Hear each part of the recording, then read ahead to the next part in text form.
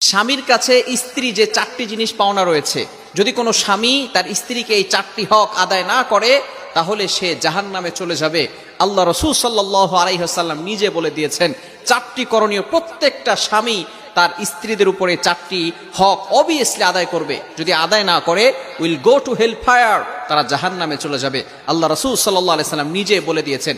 হাকিম ইবনে মুআবিয়া আল কুশাইরি রাদিয়াল্লাহু তাআলা আনহু তিনি বলেন, তার বাবা আল্লাহ রাসূল সাল্লাল্লাহু আলাইহি ওয়াসাল্লামকে জিজ্ঞেস করেছেন, ইয়া রাসূলুল্লাহ, ইয়া হাবিবাল্লাহ, আমাদের স্ত্রীদের ব্যাপারে, আমাদের যাদের স্ত্রী রয়েছে, এখানে অনেকেই আছে যাদের স্ত্রী রয়েছে, তাদের স্ত্রীর ব্যাপারে কি হক রয়েছে। আল্লাহ রাসূল সাল্লাল্লাহু আলাইহি ওয়াসাল্লাম বলে দিয়েছেন প্রতিটি স্বামীর তার স্ত্রীদের ব্যাপারে চারটি হক রয়েছে। অবভিয়াসলি এই চারটি হক আদায় করতে হবে। দুইটি হচ্ছে করণীয়, দুটি বর্জনীয়। ভালো করে মনে রাখবেন। এবং এই করণীয়গুলো আমরা এখানেই শুধু শুনবো বিষয়টা এমন নয়, এগুলো আমরা আমল করার চেষ্টা করব, আমরা আমাদের লাইফে এগুলো অ্যাপ্লাই করার চেষ্টা করব। দুটি হচ্ছে করণীয় আর দুটি বর্জনীয়। এক নাম্বার হচ্ছে আনতু তাইমাহা ইদা তাইমতা। আল্লাহ রাসূল সাল্লাল্লাহু আলাইহি ওয়াসাল্লাম বলে দিয়েছেন তুমি যেটা খাবে সেটা তোমার স্ত্রীকেও খাওয়াবে। তুমি যেটা খাবে, এক নাম্বার যেই করণীয় সেটা হচ্ছে মানুষ যেটা খাবে সে তার স্ত্রী যদি থাকে সেই স্ত্রীকে সেই খাবারটা দিবে। নাম্বার টু, দ্বিতীয় নাম্বার হচ্ছে আপনি যেই পোশাক পরবেন এই পোশাক আপনার স্ত্রীকেও দিবেন।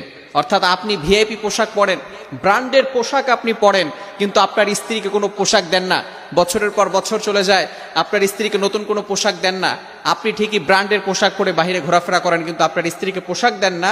এটা কিন্তু আপনি আল্লাহ রাসূল সাল্লাল্লাহু আলাইহি ওয়াসাল্লামের কথাকে অমান্য করছেন। এজন্য কিয়ামতের ময়দানে আল্লাহ তাআলার কাছে জবাবদিহি করতে হবে এবং আল্লাহ পাক রব্বুল আলামিন আপনাকে জাহান্নামের ব্যবস্থা করে দিবেন। এই দুইটি কাজ হচ্ছে করণীয়। এক নাম্বার হচ্ছে আপনি যেটা খাবেন আপনার স্ত্রীকে সেটা খাওয়াবেন। নাম্বার টু, দ্বিতীয় নাম্বার হচ্ছে আপনি যেটা পড়বেন আপনার স্ত্রীকেও সেটা পড়াবেন। এই তৃতীয় নাম্বার এবং চতুর্থ নাম্বার এই দুইটা হচ্ছে বর্জনীয়, ভালো করে মনে রাখবেন। তৃতীয় নাম্বার হচ্ছে আনতুদরিবিল ওয়াজহা। আল্লাহ রাসূল সাল্লাল্লাহু আলাইহি ওয়াসাল্লাম বলে দিয়েছেন নারীদেরকে তাদের চেহারায় আঘাত করা যাবে না। ভালো করে মনে রাখবেন, এটা খুবই বর্জনীয় কাজ। আল্লাহ রাসূল সাল্লাল্লাহু আলাইহি ওয়াসাল্লাম নিষেধ করে দিয়েছেন। অনেক স্বামী আছে তারা স্ত্রীর উপর রাগ দেখায়, তারা এতটা বদমেজাজি হয়ে যায় যে স্ত্রীর উপর আঘাত করতে থাকে। খবরদার, স্ত্রীর উপর আঘাত করবেন না। আল্লাহ রাসূল সাল্লাল্লাহু আলাইহি ওয়াসাল্লামের 11 জন স্ত্রী ছিল। আল্লাহ রাসূল সাল্লাল্লাহু আলাইহি ওয়াসাল্লাম কখনো তাদের উপর আঘাত করেন নাই। কিছু কাপুরুষ রয়েছে তারা স্ত্রীর উপর আঘাত করে। আল্লাহ রাসূল সাল্লাল্লাহু আলাইহি ওয়াসাল্লাম চেহারায় মারতে নিষেধ করে দিয়েছেন। এছাড়া কি অন্য জায়গায় আপনি মারতে পারবেন? নো। আল্লাহ রাসূল সাল্লাল্লাহু আলাইহি ওয়াসাল্লাম স্ত্রীদেরকে মারতে নিষেধ করে দিয়েছেন।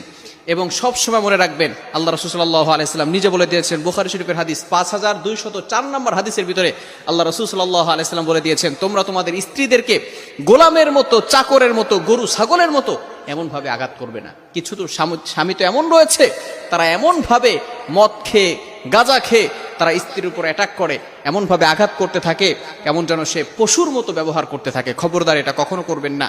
আল্লাহ পাক রব্বুল আলামিন নিজে নারীদের সম্মান বাড়িয়ে দিয়েছেন। অনেকে বলবে হুজুর মনে হয় নারীদের ব্যাপার নিয়ে কথা বলছে। ভালো করে মনে রাখবেন, আমি বলছি না, আমি শুধু আল্লাহ তাআলার কথা, রাসূলের কথা আপনাদের কাছে টেলিকাস্ট করছি। আল্লাহ পাক রব্বুল আলামিন নিজে বলে দিয়েছেন 4 নম্বর পারার 20 নম্বর পৃষ্ঠার 3 নম্বর লাইন সূরা নিসায়ের 19-19 নম্বর আয়াতে আল্লাহ তাআলা বলে দিয়েছেন ওয়াশিরুহুন্না বিল মারুফ, you treat your wives well. তোমরা তোমাদের স্ত্রীদের সাথে ভালো ব্যবহার করো, স্ত্রীদের সাথে খারাপ ব্যবহার করবে না। সুতরাং কখনো স্ত্রীর গায়ে আঘাত করবেন না। তৃতীয় নাম্বার, স্ত্রীর চেহারায় আঘাত করা যাবে না। এবং চতুর্থ নাম্বার হচ্ছে স্ত্রীকে গালিগালাজ করবেন না। ভালো করে মনে রাখবেন, অনেক মানুষ এমন আছে যারা স্ত্রীকে গালিগালাজ করে। স্ত্রীকে তো গালি দেয়, আবার বলে তুই খারাপ, তোর মা খারাপ, তোর 14 গোষ্ঠী খারাপ। এই নির্বংশ এবং খারাপ গালিগালাজ তাদেরকে করতে থাকে। খবরদার, আপনাকে যদি কেউ গালি দেয়, আপনার মা নিয়ে, আপনার বাবা নিয়ে যদি কেউ গালি দেয়, তাহলে আপনার কলিজায় কেমন লাগবে?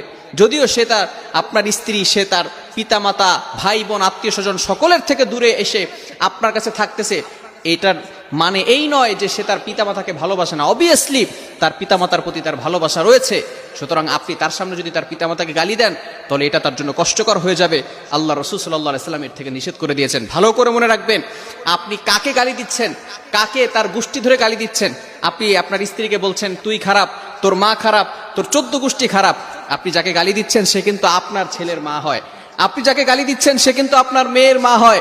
সুতরাং যাকে খারাপ বলতেছেন সে যদি খারাপই হয় তাহলে তার ছেলে, তার মেয়ে, সেটা তো আপনারও ছেলে, আপনারও মেয়ে। সুতরাং আপনি খুব সাবধান, সতর্কতার সহিত এই কাজ করবেন। স্ত্রীকে গালিগালাজ করবেন না। ভালো করে মনে রাখবেন, স্ত্রীদেরকে বুঝাবেন। হ্যাঁ, স্ত্রী একটু খারাপ ব্যবহার আপনার সাথে করবে, একটু রাগান্বিত হবে। স্ত্রীর রাগান্বিত হওয়া এটা তাদের জন্মগত অধিকার, আর রাগ ভাঙানোটা এটা স্বামীদের অধিকার। সুতরাং আল্লাহ রাসূল সাল্লাল্লাহু আলাইহি সাল্লাম এভাবে যদি তার স্ত্রীরা রাগান্বিত হয়ে যেত অথবা কোনো কারণে যদি তারা কান্নাকাটি করতো, তাহলে আল্লাহ রাসূল সাল্লাল্লাহু আলাইহি সাল্লাম তাদের এই কান্নাকাটি বন্ধ করাতেন এবং তাদের সাথে ভালো ব্যবহার করতেন। এটাই হচ্ছে রাসূলের আদর্শ। সুতরাং এই জন্য সবসময় আপনি এই কথাগুলো চিন্তা করবেন। 4টি কাজ আল্লাহ রাসূল সাল্লাল্লাহু আলাইহি সাল্লাম নিজে বলে দিয়েছেন, এটা আমার কথা নয়, আল্লাহ রাসূল সাল্লাল্লাহু আলাইহি সাল্লাম নিজে বলে দিয়েছেন।